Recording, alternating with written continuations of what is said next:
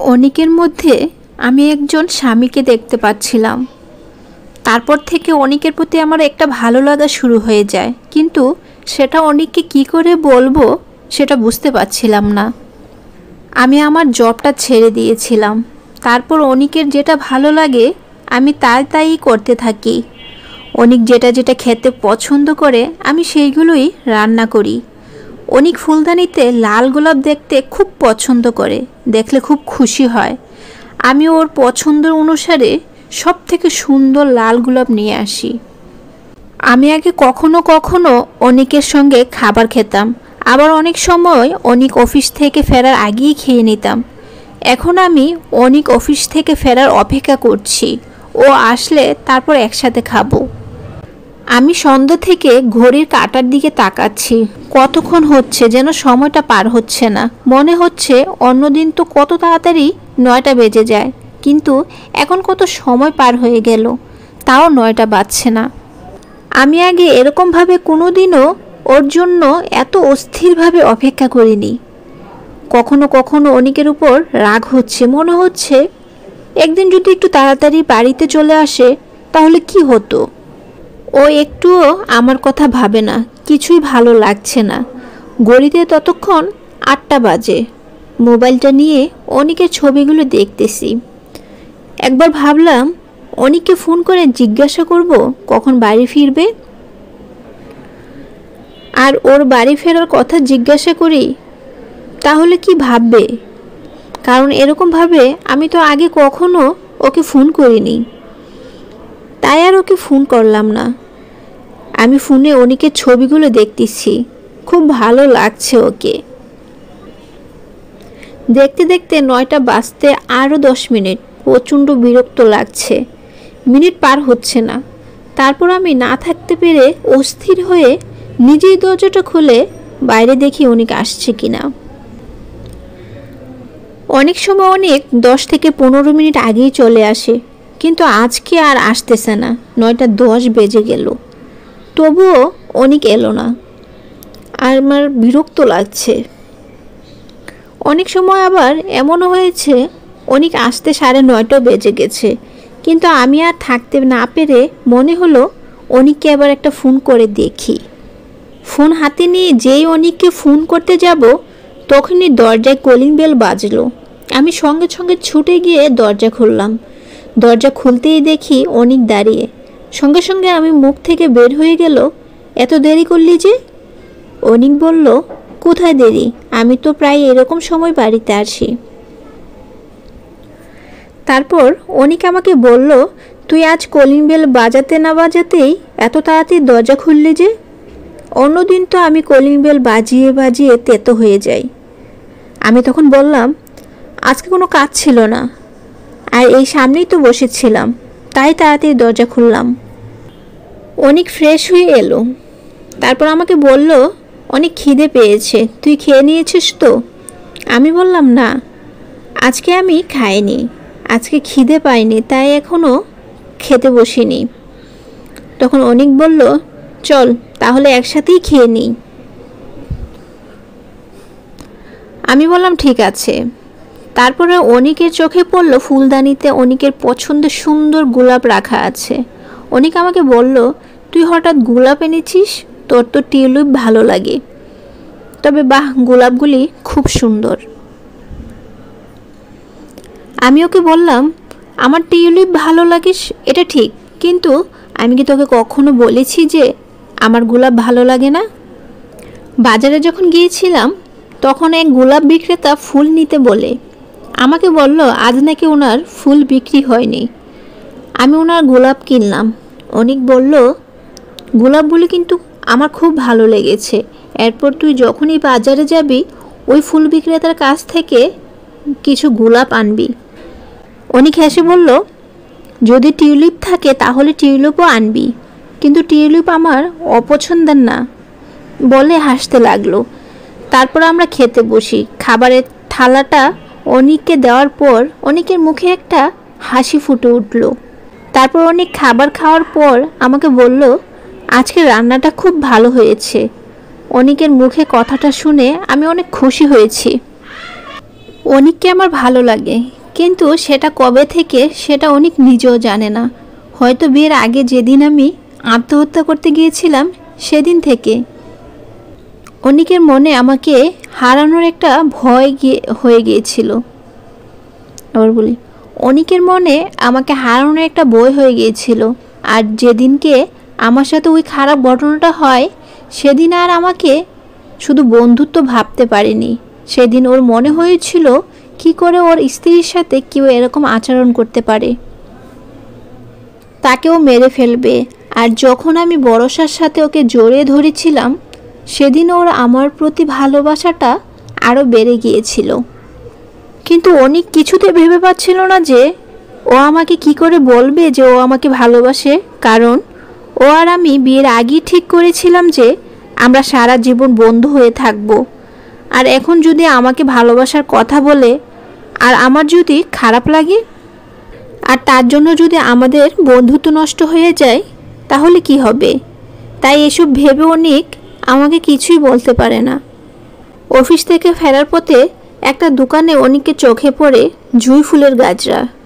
অনেক জানে যে আমার খুব পছন্দ, তাই অনেক ওটা আমার জন্য নিয়ে নেয়। অনেক বাড়িতে আসে, আমি অনেককে খেতে দেই। খাবার খেতে খেতে অনেক আমাকে বলে, কি ব্যাপার, তুই এখন রোজই আমার পছন্দের খাবার রান্না করিস? আমি তখন ইতস্ত হয়ে বলি, কি ব্যাপার হবে আবার, বাড়িতে যা থাকে তাই রান্না করি, সেটা যদি তোর পছন্দের হয় তাতে আমি কি করব? কিছুক্ষণ পর অনেক আমার রুমে আসে, বলে, মিতা ঘুমিয়ে গেলি নাকি? আমি বললাম, না ঘুমাইনি, বল তুই এখন হঠাৎ? তারপর অনেক আমাকে ফুলের গাজরাটা দেয়। আমি দেখে খুব খুশি হয়ে যাই। সঙ্গে সঙ্গে অনেককে বলি, তুই এটা আমার জন্য এনেছিস? অনেক তখন বলে, সেরকম কিছু না, দোকানে একটা জিনিস কিনেছিলাম, খুচরা হচ্ছিল না, তখন এটা কিনলাম। আমি ভেবেছিলাম অনেক আমাকে বলুক যে ও এটা আমার জন্য এনেছে। আর অনেকও চেয়েছিল বলতে যে ওইটাও আমার জন্যই এনেছে, কিন্তু বলতে পারলো না। তারপর একদিন অনিকের অফিসে কলিগদের একটি ফ্যামিলি পার্টি ছিল। অনিকের সাথে আমিও সেখানে গিয়েছিলাম। পার্টি বেশ ভালোই চলছিল। অনিক সবার সাথে আমাকে পরিচয় করিয়ে দেয়। ও ওলে কলিগদের সাথে একটু গল্প করতে গেল। তারপর আমি হঠাৎ করে দেখলাম একটা মেয়ে অনিকের চারপাশে ঘুরঘুর করছে। আর আমি অনিককে ওর সাথে হেসে হেসে কথা বলতে দেখে আমার খুব প্রচণ্ড রাগ হচ্ছিল। মেয়েটা অনিককে বলল, কতক্ষণ ধরে ভাবছি কোল্ড ড্রিঙ্কস খাবো, কিন্তু কাউকে দেখতে পাচ্ছি না এনে দেবে। অনিক সঙ্গে সঙ্গে মেয়েটাকে বলল, তুমি দাঁড়াও, আমি এনে দিচ্ছি। মেয়েটা অনিককে বলল, না না, তুমি কেন আনবে? অনিক চলে গেল, কোল্ড ড্রিঙ্কস নিয়ে এসে মেয়েটাকে দিল। আমার রাগে গা জ্বলছে। তারপর অনিক আমার কাছে আসে। আমি অনিককে বললাম, মেয়েটা কে? অনিক বলল, ওর অফিসের একজন কলিগ, নতুন জয়েন করেছে। আমি অনিককে বললাম, বেশ ভালোই তো, তুই ওর খেয়াল রাখছিস। অনিক বলল, খেয়াল রাখার কি আছে? আমি বললাম, না, আগে তো কখনো দেখিনি তোকে এরকমভাবে কোনো মেয়েকে কোল্ড ড্রিঙ্কস দিতে, তাই বললাম। আর আমি তো কতক্ষণ ধরে এখানে দাঁড়িয়ে আছি, তোর তো একবারও মনে হলো না যে আমাকে কোল্ড ড্রিঙ্কস এনে দিবি? অনিক বলল, তুই কোল্ড ড্রিঙ্কস খাবি তো আমাকে সেটা আগে বললেই হতো। দাঁড়া, আমি এখনই এনে দিচ্ছি। আমি বললাম, না থাক, আর আনতে হবে না, যাকে দিয়েছস তাকেই দে, যা। তারপর আর পার্টিতে আমি অনিকের সাথে কথা বললাম না। পার্টি শেষ হওয়ার পর আমরা বাড়ি চলে এলাম। বাড়িতে এসে আমি রাগে ঘুষঘুষ করছিলাম। অনিক আমাকে বলল, কি হয়েছে তোর? তুই পুরো পার্টিতে আমার সাথে আর একবারও কথা বললি না, পার্টিতে তুই খাবারও খেলি না। আমি প্রচণ্ড রেগে বললাম, পার্টিতে তোর আমার সাথে কথা বলার সময় ছিল নাকি? আর তুই আমাকে লক্ষ্য করেছিস যে আমি খাবার খাইনি, এটা ভেবে আমার অবাক লাগছে। আমি তো ভাবছিলাম তুই ওই মেয়েটাকে ছাড়া আর কাউকে দেখতে পাচ্ছিস না। অনিক আমাকে বলল, তুই এরকম কেন বলছিস? ও শুধু আমার অফিসের কলিগ, আমার শুধু বন্ধু। আমার রাগে মাথা ঠিক ছিল না। ওকে বললাম, কেমন বন্ধু? আমার মতো বন্ধু? যেমন তুই আমাকে বিয়ে করেছিস ওকেও কি বিয়ে করবি নাকি? কথাটা শুনে অনেক প্রচণ্ড রেগে গেল। অনেক বলল, কি যাতা বলছিস তুই? বিয়ে করব আমি বলছি? ওর সাথে আমার সেরকম কোনো সম্পর্কই নেই। আর যদি কোনো মেয়ের সাথে আমার ভালোবাসা থেকেও থাকে তাহলে তোর এত রাগ হচ্ছে কেন? তুই তো শুধু আমার বন্ধু। অনিকের রাগের মাথায় মুখ থেকে বেরিয়ে এসেছে, তুই আমাদের বিয়ের কথা বলছিস? তো তোর সাথে তো আমার বিয়েটা বাধ্য করে হয়েছে, আমি বাধ্য হয়ে তোকে বিয়ে করেছি। কথাটা শুনে আমার পায়ের নিচে মাটি যেন সরে গেল। আমি একদম চুপ হয়ে গেলাম, আর অনিককে একটা কথাও বললাম না। এতক্ষণ ধরে অনিকের সাথে আমি একটা অধিকার নিয়ে ঝগড়া করছিলাম, কিন্তু অনিকের কথাটা শোনার সঙ্গে সঙ্গে অনিককে কিছু বলার অধিকারটাই আমার চলে গেল। কথাটা বলার পর অনিকেরও মনে হলো ও আমাকে কি করে এরকম কথা বলে দিল, এত বড় ভুলও কি করে করতে পারলো, আমাকে এত জোরে কি করে আঘাত করে দিতে পারলো, আমার কাছে কিভাবে ক্ষমা চাইবে, কি করে বুঝাবে, ও আমাকে কিছুই বুঝাতে পারছে না। আমি তার পরের দিন সকালে শান্তভাবে অনিকের কাছে গেলাম, গিয়ে অনিককে বললাম আমি ওকে ডিভোর্স দিতে চাই। আর এটা আমি রাগের মাথায় বলছি না, আমি চাই না এই বাধ্য করা বিয়েটা রাখতে। আমি ওকে বললাম আমার মনে হচ্ছে যে আমি ওর উপর বোঝা হয়ে আছি। ও হয়তো জীবনে অন্য কারোর সাথে বিয়ে করে সুখী হতে পারত, কিন্তু আমার জন্য তা পারছে না। অনিক আমাকে বলল আমি তোকে ডিভোর্স দেওয়ার কথা ভাবতেও পারি না। আমি বললাম আমি জানি তুই ভাবিস যে আমাকে ডিভোর্স দিয়ে দিলে আমার কি হবে, সেটা নিয়ে তোকে চিন্তা করতে হবে না। একটা জব ছেড়ে দিয়েছি তো কি হয়েছে, আর জব পাবো না সেটা তো আর নয়। আর জব করতে হবে এর কোনো মানে আছে নাকি? আমি বিজনেসও করতে পারি। যাই হোক, কিছু একটা করে আমার ঠিক চলে যাবে, সেটা নিয়ে তোকে ভাবতে হবে না। আমার কথাগুলো শুনে অনেকের চোখ দিয়ে জল পড়তে থাকলো, আর বলল না মিতা না, আমি তোকে ডিভোর্স দিতে চাই না। আমি তোকে কি করে বুঝাই?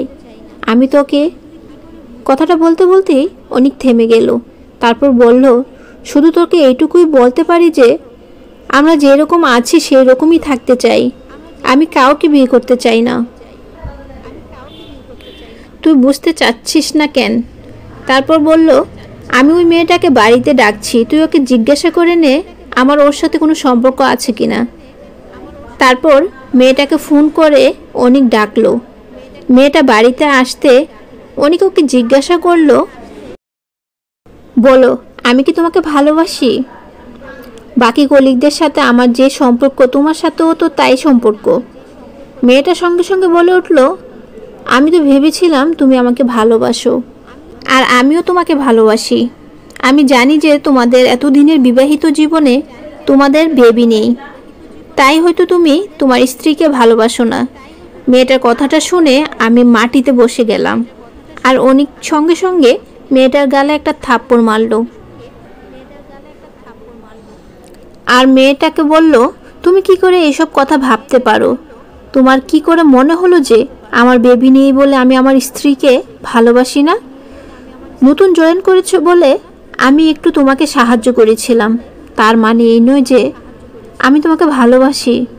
এরপর মেয়েটাকে বলল আমার বাড়ি থেকে বেরিয়ে যাও, আর ভবিষ্যতে কোনো দিন আমার সাথে কথা বলার চেষ্টাও করবে না, আর ভবিষ্যতে কোনো দিন কাউকে বলবে না যে সে তার স্ত্রীকে ভালোবাসে না।